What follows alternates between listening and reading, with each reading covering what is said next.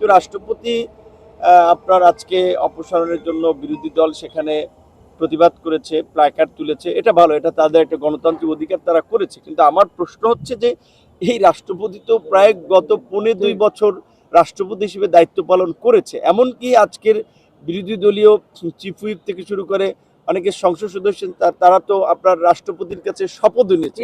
তো সেদিন তারা এই গার্ডসটা দেখাতেন, এই ব্যক্তিত্বটা, এই পার্সোনালিটিটা দেখাতেন যে না, আমরা গণ অভ্যুত্থান নেতা, আমরা গণ অভ্যুত্থানের সংগ্রামী চরিত্র, আমরা এই ফেসিবাদী রাষ্ট্রপতির কাছে শপথ দেব না। সেদিন তো দেখাতে পারেন না। অর্থাৎ ওই যেটা বলে যে নিজের প্রয়োজনে জায়েজ আর অন্যের প্রয়োজনে হলে সেটা হারাম, এরকম একটা ফতোয়া দাও। তো এইটা আমরা মনে করি যেটা আসলে মানুষকে বিভ্রান্ত করা, একটা আইওয়াস কিংবা মিডিয়াবাজি করা, আলোচনায় থাকার জন্য আসলে এই ধরনের অবস্থান গ্রহণ করা।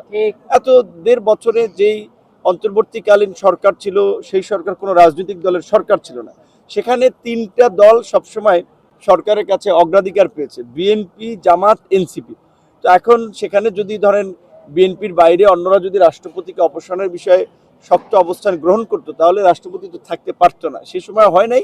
বাস্তব কথা হচ্ছে এখন যে সরকারি দল বা বিরোধী দল সবাই আলাপ আলোচনা করে একটা সিদ্ধান্ত নিতে হবে। কিন্তু আসলে একটা সিনকেট করে কিংবা আলোচনায় থাকার জন্য, সংসদ সম্পর্কে একটা নেতিবাচক ধারণা দেওয়ার জন্য যদি কিছু কিছু পদক্ষেপ নেওয়া হয়, সেটা আসলে তাহলে মানুষকে ওই পুরানো সংসদের স্মৃতির দিকে নিয়ে যাবে। আমরা তো চাই যে এই সংসদ হবে ইনক্লুসিভ, এই সংসদ হবে গঠনমূলক, এই সংসদ হবে প্রাণবন্ত, এখানে দেশ এবং জাতির ভবিষ্যৎ নিয়ে ইতিবাচক আলোচনা হবে। সেখানে যদি আমরা শুরুতে একটা নেতিবাচক ভাইব ক্রিয়েট করি, একটা নেতিবাচক বিষয় উপস্থাপন হয়, তখন কিন্তু মানুষের মধ্যে আসলে নেতিবাচকতা ছড়িয়ে যায়। তো আমার আবেদন থাকবে যে আমরা সবাই পজিটিভ মাইন্ড থেকে, পজিটিভ চিন্তা থেকে যেভাবে সংসদকে কার্যকর করা যায় এবং জুলাই গণঅভ্যুত্থান পরবর্তী এই সংসদকে বাংলাদেশের ইতিহাসে একটা কার্যকর, ঐতিহাসিক, গঠনমূলক সংসদের জন্য পরিণত করতে পারি।